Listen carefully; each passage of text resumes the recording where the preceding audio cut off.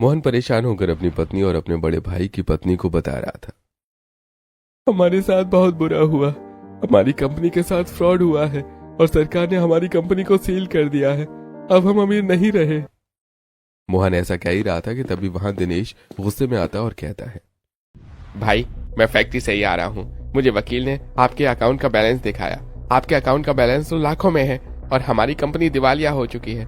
कहीं ऐसा तो नहीं कि आपने जानबूझकर ये घपला करवाकर सारे पैसे अपने अकाउंट में रख लिए ताकि आपको अपनी कंपनी आधी मुझसे न बांधनी पड़ जाए। अरे बड़े भैया, आप कैसी बातें कर रहे हो? फैक्ट्री हम दोनों की थी। इसमें जो भी मुनाफा होता वो हम दोनों का होता, लेकिन किसी ने हमारे साथ धोखा किया है और इसीलिए कंपनी में इतना बड़ा घपला हुआ। और रही बात मेरे अकाउंट में पैसे होने की, तो वो नहीं मोहन, मैं कुछ सुनना नहीं चाहता। चलो अनुराधा, अब हम यहाँ नहीं रहेंगे। ऐसा कहकर दिनेश अपनी पत्नी अनुराधा और अपनी तीनों छोटी बेटियों को लेकर एक किराए के घर में रहने के लिए आ जाता है। रात को अनुराधा दिनेश से कहती है, सुनिए जी, आपके भाई ने हमारे साथ इतना बड़ा धोखा किया और हमें अपना घर भी छोड़ना पड़ा। अब हमें किराए के घर में रहना पड़ रहा है। कम से कम आपको घर तो नहीं छोड़ना चाहिए था। और वैसे भी मुझे लगता है कि देवर जी को मालिनी ने भड़का दिया, वरना वो ऐसे नहीं थे। अनुराधा, अगर ऐसा है तो मैं अपने बच्चों को उन लोगों के साथ रखकर बिना संस्कारों वाला नहीं बनाना चाहता। इसलिए आज के बाद हम यहीं रहेंगे और अब हमारा उनसे कोई भी मिलना जुलना नहीं होगा। तो वहीं दूसरी तरफ मालिनी मोहन से कहती है, सुनिए जी, बड़े भैया को पता नहीं कैसे गलतफहमी हो गई, वरना इस मुसीबत के समय में आप दोनों भाइयों को साथ रहना चाहिए था। चाहता तो मैं भी यही था मालिनी, लेकिन भैया ने मेरी एक भी नहीं सुनी। शायद हम दोनों भाइयों की किस्मत में अलग होना ही लिखा था। खैर छोड़ो, तुम चिंता मत करो, बल्कि बच्चों पर ध्यान दो। ऐसे कुछ दिन बीत जाते हैं। बच्चों के स्कूल स्टार्ट हो चुके थे। दोनों भाइयों की बेटियां एक ही स्कूल में पढ़ती थी। अनुराधा किरण को तैयार करती है और कहती है, किरण बेटा, मैं तुम तीनों को खुद ही स्कूल छोड़कर आऊंगी और खुद ही लेने भी आऊंगी। ऐसा कहकर अनुराधा अपनी तीनों बेटियों को लेकर स्कूल जाती है। तभी वहां उसे मालिनी भी अपनी दोनों बेटियों के साथ मिलती है। मालिनी अनुराधा को देखकर कहती है, अनुराधा भाभी, कैसी हैं आप? हम तो अच्छे ही रहेंगे, तुम्हारी तरह कभी किसी का बुरा जो नहीं किया हमने। अनुराधा भाभी, ये आप क्या कह रही हो? मैंने ऐसा क्या किया? मुझे सड़क पर लाकर पूछ रही हो कि मैंने क्या किया? मुझे तुमसे बात नहीं करनी। ऐसा कहकर अनुराधा वहां से चली जाती है। मालिनी मन ही मन में सोचती है, मैंने अनुराधा भाभी से प्यार से बात क्या कर ली? उन्होंने तो खुद को पता नहीं क्या समझ लिया और अपने ऊपर इतना घमंड। ठीक है, आज के बाद मैं भी अनुराधा भाभी से कोई मतलब नहीं रखूंगी। ऐसे ही दोनों परिवारों में दूरी आ जाती है। समय के साथ साथ बच्चे बड़े हो रहे थे। जहाँ एक तरफ किरण के घर वाले उसे बहुत पाबंदी में रखते और कहीं अकेले जाने नहीं देते, वहीं दूसरी तरफ नीलम के माता पिता उसे काफी आजादी देते थे।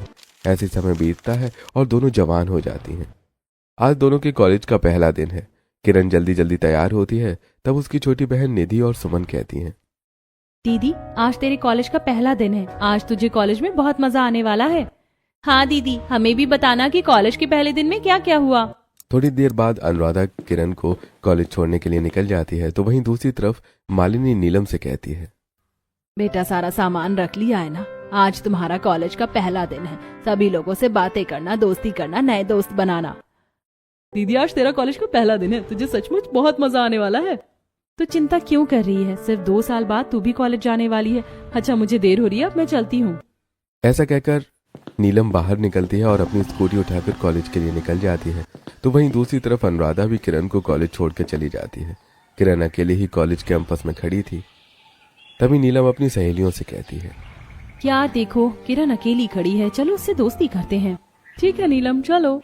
सभी लोग किरण के पास आ जाते हैं। तब नीलम कहती है, किरण, तुम अकेली क्यों खड़ी हो? हमारे ग्रुप में शामिल हो जाओ और हमसे दोस्ती कर लो। मैं कॉलेज पढ़ाई करने आती हूँ, दोस्ती करने नहीं। वैसे भी मैं संस्कारी लोगों से दोस्ती करती हूँ। माँ कहती है कि अच्छे लोगों को दोस्त बनाओ तो ही सब कुछ अच्छा रहता है। नीलम, मैं मानती हूँ कि हमारी माँ के बीच में एक दूसरे को लेकर बुराई है, लेकिन तुम मुझसे इतनी नफरत क्यों करती हो? किरण नीलम की बात का जवाब दिए बिना वहां से चली जाती है। तब लता नीलम से कहती है, यार कितनी घमंडी है ना। छोड़ यार, चल क्लास में चलते हैं। सभी लोग क्लास में जाते हैं। क्लास स्टार्ट हो जाती है और प्रोफेसर पढ़ाने लगते हैं। जैसे ही प्रोफेसर कुछ पूछते हैं, साहिल तुरंत ही उसका जवाब देता है। ये देखकर नीलम काफी इम्प्रेस होती है। ऐसे ही कॉलेज का पहला दिन खत्म हो जाता है। उधर दूसरी तरफ दिनेश और अनुराधा अपने आंगन में बैठे अपनी बेटी के आने का इंतजार कर रहे थे। तभी उन्होंने देखा कि नीलम को कोई लड़का अपनी बाइक पर बिठाकर उसके घर के बाहर छोड़ता है। ये देखकर दिनेश अनुराधा से कहता है, देख रही हो अनुराधा, नीलम कैसे लड़कों के साथ घूमती फिर रही है। हाँ जी, आप नहीं कहते हैं, लेकिन हमारी किरण बिटिया तो बहुत संस्कारी है। लड़कों के साथ घूमना फिरना तो दूर की बात है, वो तो लड़कों से बात तक नहीं करती। इधर नीलम अपने घर जाकर अपनी माँ से कहती है, ओ माँ, पता है आज क्या हुआ था? आज मेरी स्कूटी ही पंचर हो गई। अच्छा हुआ कि राहुल मुझे रास्ते में मिल गया और उसने मुझे अपनी बाइक से घर छोड़ दिया। वैसे मैंने मैकेनिक को फोन कर दिया था कि वह स्कूटी ठीक करके घर पहुँचा देगा। हाँ बेटा, ये तो तुमने अच्छा किया कि अपने दोस्त के साथ घर आ गई। ऐसे ही शाम हो जाती और मालिनी नीलम से कहती है, नीलम बेटा, तेरे पिताजी आते ही होंगे, तू घर पर रहना, मैं सेजल के साथ जाकर सब्जियां लेकर आती हूँ बाजार से। ठीक है माँ, आप चली जाओ, मैं देख लूंगी। अब मालिनी और सेजल सब्जियां लेने के लिए बाजार जाती हैं। रास्ते में वो देखती हैं कि अनुराधा कुछ औरतों से खड़ी होकर बात कर रही थी। अनुराधा मालिनी को देखते ही ताने मारते हुए कहती है, बहन, मैं तो अपनी बेटी को अकेला छोड़ती ही नहीं हूँ। आसपास की लड़कियों को तो लड़के उनके घर तक छोड़ने आते हैं। मैं नहीं चाहती कि उन्हें देखकर मेरी बेटी भी बिगड़ जाए। किसी लड़के की बाइक पर बैठकर घर आने से किसी लड़की के संस्कारों का पता नहीं चलता, और वैसे दूसरों की बेटियों पर इल्जाम लगाने से पहले 100 बार सोचना चाहिए। ऐसा कहकर मालिनी सेजल के साथ बाजार चली जाती है। अगले दिन किरण और नीलम दोनों कॉलेज जाती हैं। नीलम अपने दोस्तों के साथ खड़ी होती है। तभी साहिल अपने दोस्तों के साथ कॉलेज कैंपस में आता है। नीलम उसे देखकर कहती है, यार साहिल कितना स्मार्ट दिखता है ना, मुझे ये बहुत पसंद है। काश ये मेरा बॉयफ्रेंड बन जाए तो मेरी लाइफ ही सेट हो जाए। हाँ नीलम, वो हमारे कॉलेज की जान है। वैसे अगर तुझे वो इतना पसंद है तो वैलेंटाइंस डे तो आ ही रहा है, तुझे उसे अपना वैलेंटाइन बनाने के लिए प्रपोज करना चाहिए। वहीं दूसरी तरफ साहिल वहां से जा रही किरण को देखकर मनी मन में सोचता है, किरण कितनी अच्छी है, मुझे कॉलेज के पहले दिन से ही वो पसंद है। अब वैलेंटाइंस डे आ रहा है, मैं किरण को अपनी वैलेंटाइन बनाने के लिए जरूर प्रपोज करूंगा। यही सोचकर साहिल किरण के पास जाता है और कहता है, हेलो किरण, मेरा नाम साहिल है, मैं तुमसे दोस्ती करना चाहता हूँ। आई एम सॉरी, लेकिन मैं कॉलेज में दोस्ती करने के लिए नहीं बल्कि पढ़ाई करने के लिए आई हूँ। ऐसा कहकर किरण वहां से चली जाती है। शाम को जब कॉलेज ऑफ होता है तब नीलम साहिल के पास आती है और कहती है, साहिल, तुम मुझे बहुत पसंद हो, क्या तुम मेरे वैलेंटाइन बनोगे? आई एम सॉरी नीलम, हम दोस्त हो सकते हैं लेकिन कपल नहीं, मुझे कोई और ही पसंद है। ऐसा कहकर साहिल वहां से चला जाता है। बेचारी नीलम उदास हो जाती है। वहीं दूसरी तरफ ये सब होते हुए किरण की सहेली निक्की देख लेती है। वो तुरंत किरण के पास आती है और सारी बातें बताते हुए कहती है, पता है किरण, साहिल ने तेरी वजह से ही नीलम को मना कर दिया। तुझे साहिल को हाँ कह देना चाहिए, वो कॉलेज का सबसे स्मार्ट लड़का है, वरना आज नहीं तो कल नीलम उसे उड़ा कर ले जाएगी। मैं ऐसा नहीं होने दूंगी, मैं कल ही साहिल का प्रपोजल एक्सेप्ट करूंगी। अगले दिन कॉलेज में किरण साहिल के पास जाती है और कहती है, साहिल, मैंने बहुत सोचा और मुझे ऐसा लगा कि मुझे तुम्हारा प्रपोजल एक्सेप्ट कर लेना चाहिए। आने वाले वैलेंटाइन वीक में मैं तुम्हारी वैलेंटाइन बनने के लिए रेडी हूँ। ये सुनकर साहिल बहुत खुश हो जाता है। अब तो किरण और साहिल रोज छुपकर मिलने लगे। आज अनुराधा तैयार होकर अपने बच्चों के साथ मोहल्ले की एक बर्थडे पार्टी में जाती है। पार्टी में पहुंचकर अनुराधा देखती है कि मालिनी और उसकी दोनों बेटियां भी वहां आई हुई हैं। मालिनी की दोनों बेटियों ने वेस्टर्न ड्रेस पहनी थी। अनुराधा और मालिनी दोनों एक दूसरे को देख रही थी। तभी शांति अनुराधा के पास आती है और कहती है, अरे आओ अनुराधा बहन, बड़े दिनों बाद मुलाकात हुई तुमसे, बताओ कैसे हो तुम लोग? हाँ हाँ शांति बहन, हम तो अच्छे हैं। बेटियों का ख्याल रखना पड़ता है कि बेटियां कहीं बिगड़ ना जाए, इसीलिए घर से ज्यादा नहीं निकल पाती। अब हमारे आसपास की लड़कियां तो बहुत बिगड़ी हुई हैं, इसीलिए ध्यान रखना पड़ता है। अनुराधा के ताने मालिनी को बहुत बुरे लगते हैं, लेकिन वो चुप रहती है। थोड़ी देर बाद साहिल भी उसी पार्टी में आता है। नीलम साहिल को देखकर बहुत खुश हो जाती है और उसके पास आकर कहती है, अरे साहिल, तुम भी यहाँ आए हो और बताओ कैसे हो? मैं तो अच्छा हूँ नीलम, तुम बताओ। साहिल नीलम से बात कर रहा था, लेकिन उसकी आंखें बार बार किरण को ही देख रही थी। थोड़ी देर बात करने के बाद साहिल वहां से चला जाता है और किरण को इशारों इशारों में कुछ कहता है। किरण भी मुस्कुराती है। इधर अनुराधा अपने पास खड़ी कुछ औरतों से कहती है, देख रही हो मालिनी की बेटी कैसे लड़कों से बात कर रही है? मेरी बेटी तो कभी किसी लड़के से बात भी नहीं करती। थोड़ी देर बाद पार्टी खत्म हो जाती है और सभी लोग अपने अपने घर आ जाते हैं। रात के 12 बज रही थी। किरण अपने कमरे में सो रही थी। तभी उसके फोन पर साहिल का कॉल आता है। किरण जल्दी से फोन उठाती है और साहिल उससे कहता है, किरण बाहर आओ, मैं तुम्हारा बाहर वेट कर रहा हूँ। किरण धीरे से बाहर आती है और साहिल के पास आकर कहती है, अरे साहिल, तुम यहाँ क्या कर रहे हो? इतनी रात को तुम्हें यहाँ नहीं आना चाहिए था। अगर माँ ने देख लिया तो दिक्कत हो जाएगी। साहिल और किरण बातें कर रहे थे, तभी सेजल किसी काम से बालकनी में आती है और साहिल और किरण को बातें करते हुए देख लेती है और मन ही मन में सोचती है, इसका मतलब ये है कि किरण दीदी का इस लड़के से अफेयर चल रहा है। बड़ी माँ तो अपनी बेटियों के संस्कार के बड़े गुणगान करती हैं और उनकी बेटियां ये गुल खिला रही हैं। ऐसा मन में सोचकर सेजल जल्दी अपने कमरे में जाकर सो जाती है और साहिल भी चला जाता है। अगली सुबह जब अनुराधा सोकर उठती है तो देखती है कि उसके घर की दीवार एक तरफ से टूट चुकी है। ये देखकर अनुराधा दिनेश को जगाती है और कहती है, दिनेश उठो, देखो हमारे घर की दीवार एक तरफ से टूट चुकी है, ये कभी भी गिर सकती है। दिनेश के साथ परिवार के सभी लोग उस दीवार के पास पहुंचते हैं। दिनेश दीवार को देखते हुए कहता है, अनुराधा, शायद अब समय आ गया है कि हमें अपना किराए का घर ये बदल लेना चाहिए। ऐसा करता हूँ कि साहूकार से बात करता हूँ, वो हमें कोई और किराए का घर दे दे। यही सोचकर दिनेश साहूकार के पास जाता है और उससे सारी बातें बताता है। साहूकार दिनेश और उसके परिवार को इस घर के पास एक दूसरा घर दिखाता है। अनुराधा उस घर को देखकर कहती है, साहूकार जी, ये घर तो बहुत छोटा है। पुराना घर इससे बड़ा था तो हमारा गुजारा ठीक से हो जाता था। इस घर में हमारा सामान कैसे आएगा? देखिए, मेरे पास तो यही एक घर है जो खाली है। अब आप देख लीजिए कि आपको चाहिए या नहीं। लेकिन साहूकार जी, कुछ तो कीजिए, ये हमारा सामान नहीं आएगा। अरे हाँ, याद आया, इसी रूम के बगल में एक स्टोर रूम है, वहां पर आप अपना सामान रख सकते हैं। चलिए मैं आपको दिखा दूं। ऐसा कहकर साहूकार उन सभी को लेकर अपने घर के बगल में बने हुए एक स्टोर रूम में ले जाता है। वो स्टोर रूम का दरवाजा खोलता है और उन सबको स्टोर रूम दिखाते हुए कहता है, देखिए ये स्टोर रूम है, यहाँ मेरा सामान रखा हुआ है। थोड़ा गंदगी है, इसे आप साफ कर लीजिए और अपना एक्स्ट्रा सामान भी यहीं पर रख सकते हैं। इससे आपके घर में रहने के लिए ज्यादा जगह मिल जाएगी। अच्छा ठीक है, अब मैं चलता हूँ। ऐसा कहकर साहूकार वहां से चला जाता है। तब किरण दिनेश से कहती है, ओ पिताजी, ये स्टोर रूम तो बहुत गंदा है। क्या हमें इससे थोड़ा बड़ा घर नहीं मिल सकता जहाँ हमें किसी स्टोर रूम की जरूरत ही ना पड़े? अरे बेटा, इतने कम पैसों में हमें भला इतनी जल्दी दूसरा घर कहाँ से मिलेगा? अभी तो हमें इसी से काम चलाना पड़ेगा। तुम लोग ऐसा करो कि इस स्टोर रूम की साफ सफाई कर लो और मैं घर जाकर सामान पैक करती हूँ। चलिए जी, जरा आप मेरी मदद कर दीजिए।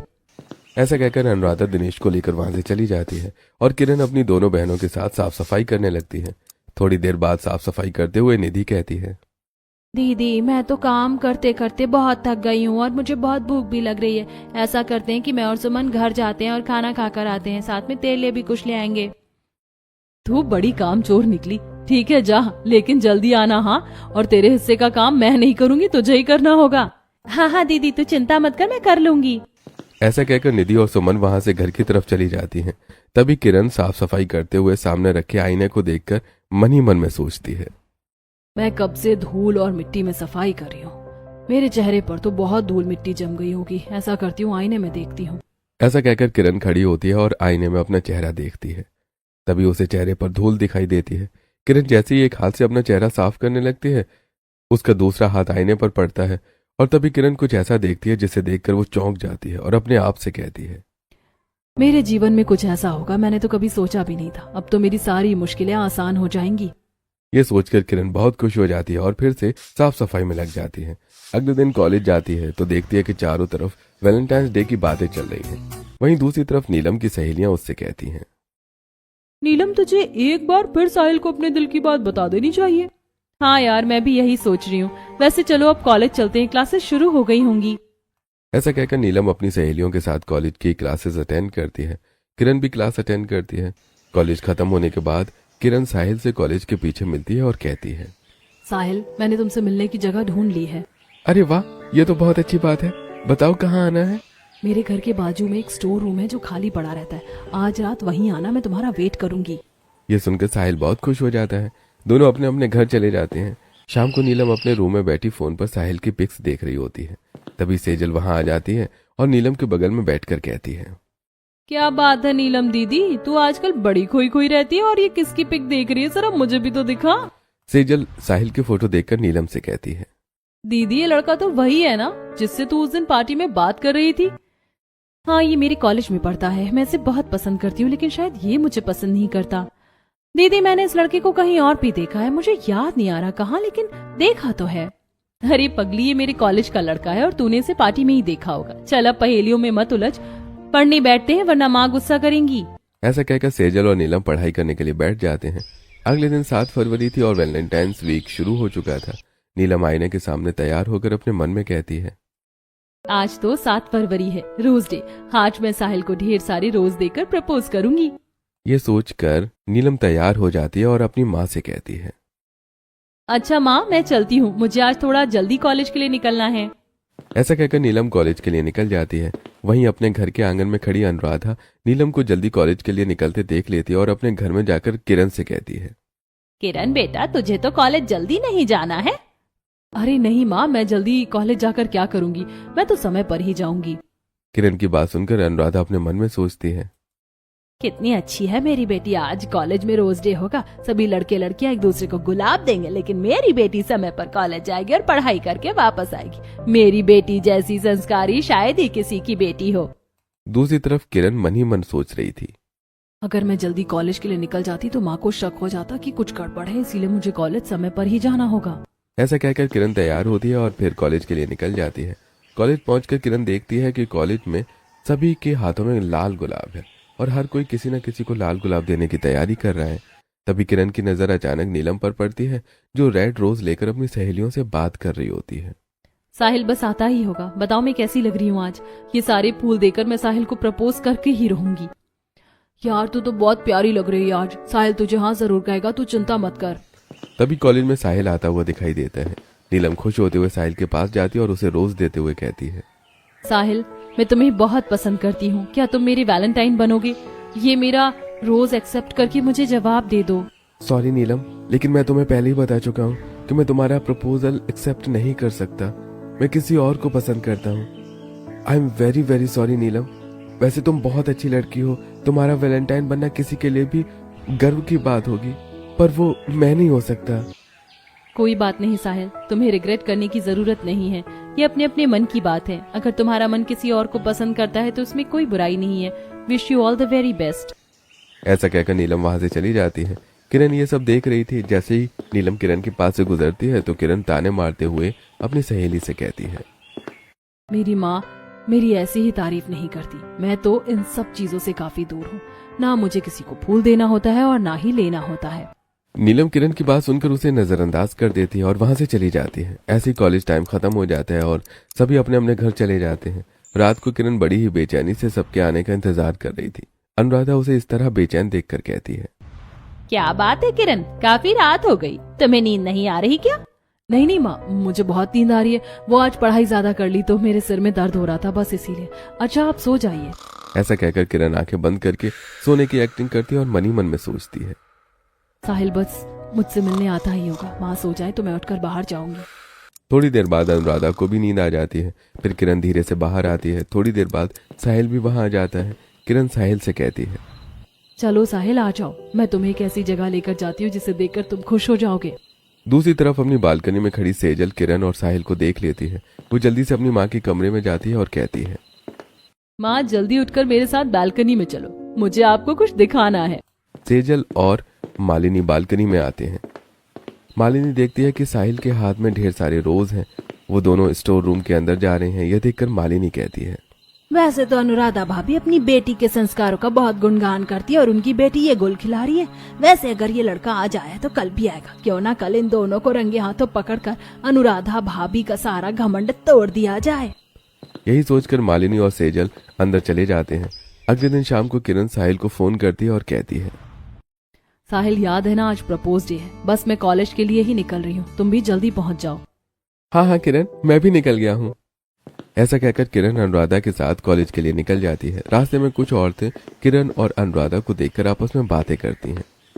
देख रही हो चमेली बहन, अनुराधा बहन ने अपनी बेटियों को बड़े ही संस्कारों में रखा, खुद ही कॉलेज ले जाती और लाती हैं, कपड़े भी बहुत सिंपल पहनाती हैं, और ऐसी संस्कारी बेटियां तो आजकल बड़ी मुश्किल से मिलती हैं। हाँ हाँ चंपा बहन, तुम सही कह रही हो, पूरी कॉलोनी में अनुराधा बहन की बेटियों के संस्कारों के चर्चे हैं, और किरण तो लाखों में नहीं करोड़ों में एक है। थोड़ी देर बाद वहां से नीलम भी कॉलेज के लिए निकलती है। नीलम को देखकर दोनों औरतें बातें करती हैं।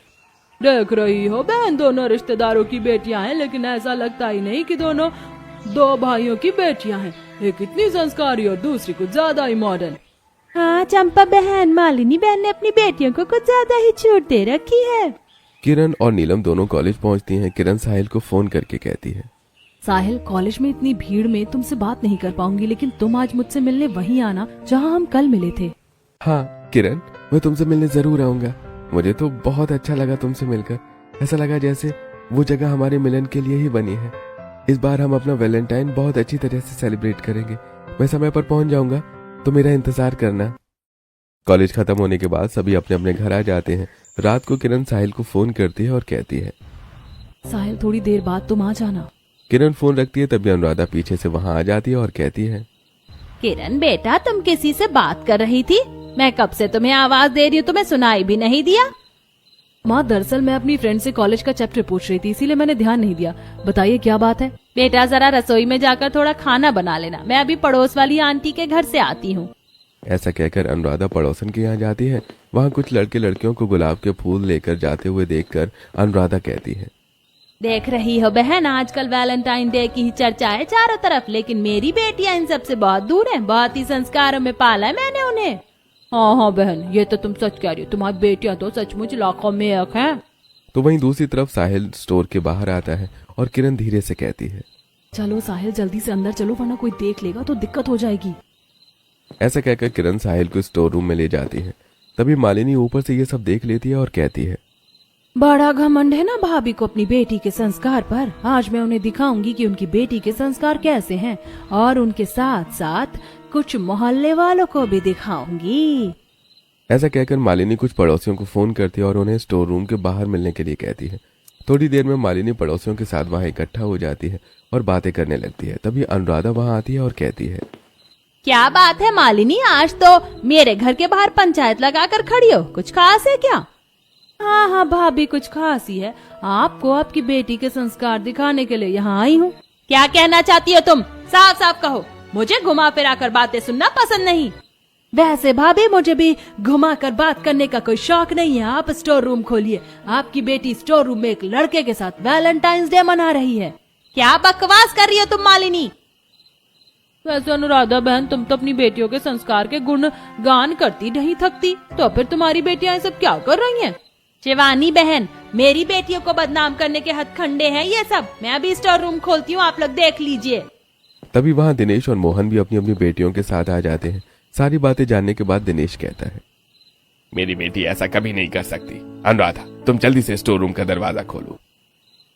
तभी अनुराधा स्टोर रूम का दरवाजा खोलती है और देखती है कि किरण वहां साफ सफाई कर रही थी। मोहल्ले की सभी औरतें स्टोर रूम में झांक कर देखती हैं तो वहां किरण के अलावा कोई नहीं था। ये देखकर किरण कहती है, क्या हुआ माँ, आप सब लोग यहाँ इकट्ठा क्यों हो गए? अरे मैं बोर हो रही थी तो सोचा कि स्टोर रूम में साफ सफाई कर लेती हूँ। देखा आप लोगों ने, मेरी बेटी ऐसा कर ही नहीं सकती जैसा मालिनी कह रही थी। उन्हें तो मेरी बच्चियों से खास दुश्मनी है। क्या मालिनी बहन, तुमने तो बिना देखे ही बच्ची पर इल्जाम लगा दिए। चलो भाई, सब लोग अपने अपने घर चलते हैं। सभी लोग अपने अपने घर चले जाते हैं। जाते जाते अनुराधा किरण से कहती है, ठीक है किरण, तुम साफ सफाई करके घर आ जाना। ऐसा कहकर अनुराधा भी चली जाती है। तब किरण स्टोर रूम का दरवाजा बंद करती है और आईने को स्लाइड करती है, जहां उसका सीक्रेट रूम खुल जाता है। वो सीक्रेट रूम के अंदर जाती है। सीक्रेट रूम काफी बड़ा और आलीशान था। वहां अलग अलग तरह के फर्नीचर लगे हुए थे, झूमर लगे हुए थे और वो काफी अच्छा तरह से सजा हुआ था। किरण साहिल से कहती है, साहिल, लगता है साहूकार ने इस सीक्रेट रूम हमारे मिलने जुलने के लिए ही बनाया था। आज इस सीक्रेट रूम ने हमें बचा लिया। दोनों बहुत सारी बातें करते हैं। ऐसे ही अब बाकी दिन भी साहिल और किरण सीक्रेट रूम में मिलते हैं। आज किरण सीक्रेट रूम में साहिल से बातें कर रही थी। वो बातें करते हुए साहिल से कहती है, साहिल, कल वैलेंटाइंस डे है। मैं तुम्हारे लिए इस रूम को अपने हाथों से सजाऊंगी, तुम समय पर आ जाना, हम बहुत सारी बातें करेंगे। हाँ किरण, मैं समय पर पहुंच जाऊंगा और मैं भी तुम्हारे लिए ढेर सारे गिफ्ट लेकर आऊंगा। बातें करने के बाद साहिल स्टोर रूम से निकलकर अपने घर की तरफ जा रहा था। तभी मालिनी उसे देख लेती है, जो उन पर नजरें रखे हुए थी। मालिनी मन ही मन में सोचती है, आखिर बात क्या है? ये लोग स्टोर रूम में जाने के बाद गायब कहाँ हो जाते हैं? मुझे पता करना ही होगा, कहीं स्टोर रूम के अंदर कुछ गड़बड़ तो नहीं है। मालिनी साहूकार को फोन लगाती है और कहती है, साहूकार जी, मुझे अपने घर के लिए कुछ पुराना फर्नीचर चाहिए। अगर आपके पास स्टोर में रखा हुआ हो तो मुझे दिखा दीजिए। अरे ठीक है मालिनी बहन, थोड़ी देर में मैं स्टोर रूम पहुंच जाऊंगा, आप भी वहां आ जाइए। थोड़ी देर बाद साहूकार और मालिनी स्टोर रूम के अंदर जाते हैं। तब साहूकार आईने को स्लाइड करके सीक्रेट रूम का दरवाजा खोलता है और कहता है, ये देखिए, अंदर फर्नीचर, सोफा, ड्रेसिंग, बहुत सारी चीजें रखी हैं। आपको क्या चाहिए आप देख लीजिए।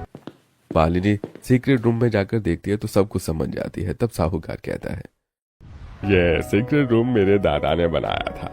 यहाँ पर वो अपनी सीक्रेट मीटिंग किया करते थे, लेकिन अब हम इसे फर्नीचर रखने के लिए इस्तेमाल करते हैं। ठीक है साहूकार जी, मैं समझ गई। मैं आपको बताती हूँ। आपका बहुत बहुत धन्यवाद। अब मालिनी सब कुछ समझ चुकी थी। अगले दिन वैलेंटाइन डे था। किरण चुपके से अपना बैग लेकर पास की दुकान जाती है।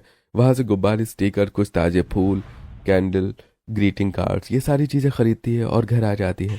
शाम को किरण स्टोर रूम में जाती है और सीक्रेट रूम का दरवाजा खोलकर उसे डेकोरेट करना शुरू करती है।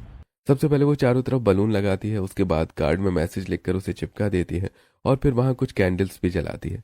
साथ ही वो ग्रीटिंग और फूलों को सजाकर रख देती है। थोड़ी देर बाद साहिल का फोन आता है और वो कहता है, किरण, मैं थोड़ी देर में वैलेंटाइन डे का केक लेकर आ रहा हूँ। हम दोनों साथ में केक काटेंगे। हाँ हाँ साहिल, तुम आ जाओ, मैं तुम्हारा इंतजार कर रही हूँ। थोड़ी देर बाद साहिल छुपते छुपाते केक लेकर स्टोर रूम में आता है और सीक्रेट रूम में चला जाता है। साहिल देखता है कि कितनी सुंदर सजावट की गई थी। ये सब देखकर साहिल बहुत खुश हो जाता है और किरण को गले लगाकर कहता है, I love you so much Kiran, तुमने मेरे लिए इतना कुछ किया, मुझे बहुत खुशी है। मैं हमेशा तुमसे प्यार करता रहूंगा। चलो साहिल, अब हम दोनों केक काटते हैं। किरण और साहिल वैलेंटाइंस डे का केक काटते हैं और दोनों एक दूसरे को खिलाते हैं। वहीं दूसरी तरफ मालिनी मोहल्ले की औरतों को इकट्ठा करके स्टोर रूम के बाहर आ जाती हैं और अनुराधा और दिनेश को फोन कर देती हैं। इधर अनुराधा और दिनेश भी आ जाते हैं, उधर मोहन भी वहां आ जाता है। सभी लोग इकट्ठा होते हैं। तब मालिनी कहती है, आज मैं आप सबको पूरा सच दिखाऊंगी ताकि आपको पता चल जाए कि उस दिन मैं जो कह रही थी वो गलत नहीं था। याद रखना मालिनी, अगर आज भी तुमने मेरी बेटी पर इल्जाम लगाने की कोशिश की तो मुझसे बुरा कोई नहीं होगा। अनुराधा भाभी, आज तो मैं आपको पूरे सबूत के साथ बताऊंगी कि आपकी बेटी कितनी संस्कारी है। ऐसा कहकर मालिनी स्टोर रूम का दरवाजा खोलती है और सभी को हाथों के इशारे से अंदर बुलाती है। उसके बाद वो सीक्रेट रूम का दरवाजा खोलती है। सभी लोग किरण और साहिल को सीक्रेट रूम में देखकर चौंक जाते हैं और रूम की सजावट देखकर सभी के होश उड़ जाते हैं। मालिनी ताने मारती हुई कहती है, देखा आप लोगों ने, यह है गरीब माँ बाप की बिगड़ी बेटी का सीक्रेट रूम। अनुराधा और दिनेश ये देखकर शर्मिंदा हो जाते हैं। तभी वहां नीलम आ जाती है और ये सब देखकर गुस्सा होते हुए अपनी माँ से कहती है, माँ, ये सब तुमने क्या तमाशा लगा रखा है? तुमने और पिताजी ने तो मुझे हमेशा यही सिखाया ना कि अगर किसी को पसंद करते हैं तो इसमें कोई गलत बात नहीं है। तो अगर किरण किसी लड़के को पसंद करती तो इसमें क्या गलत है? बेटा, गलत किसी लड़के को पसंद करने में नहीं है, गलत अनुराधा भाभी की सोच में है। उन्हें लगता है उनकी बेटी संस्कारी है क्योंकि वो कैद में रहती है और दूसरों की बेटी संस्कारी नहीं क्योंकि उसे आजादी है। भैया, मालिनी सही कह रही है। बच्चों को इतनी कैद में नहीं रखना चाहिए कि उन्हें छुप कर ये सब करना पड़े। तुम मुझे संस्कार सिखा रहे हो, जिसने सालों पहले मेरा सब कुछ छीनकर मुझे बेघर कर दिया था। भैया, मैंने आपके साथ कोई धोखा नहीं किया। मैं तब भी आपको बताना चाहता था। भैया, दरअसल मेरे अकाउंट में जो पैसे थे वो मालिनी के पिता के थे, जो उन्होंने मरते वक्त मेरे अकाउंट में रख दिए थे। और हमारी फैक्ट्री में जो घपला हुआ था, मैंने उसके लिए केस किया था। कुछ दिनों पहले मुझे वकील ने फोन किया है कि हमें हमारा मुआवजा मिलने वाला है। मैं तो आपसे बात करने वाला था। ये देखिए, ये रहे वकील के भेजे हुए कागज। ऐसा कहकर मोहन दिनेश को डॉक्यूमेंट्स दिखाता है। दिनेश को सारी बातें समझ आ जाती हैं। वो हेलो दोस्तों, कैसे हो आप सब? उम्मीद है आप सब ठीक होंगे। मैं भी ठीक हूँ। मैं हूँ आपकी अपनी दीपिका। प्लीज़ हमारे चैनल को सपोर्ट कीजिए, सब्सक्राइब कीजिए। आपके सपोर्ट की हमें बहुत ज़रूरत है। Thank you.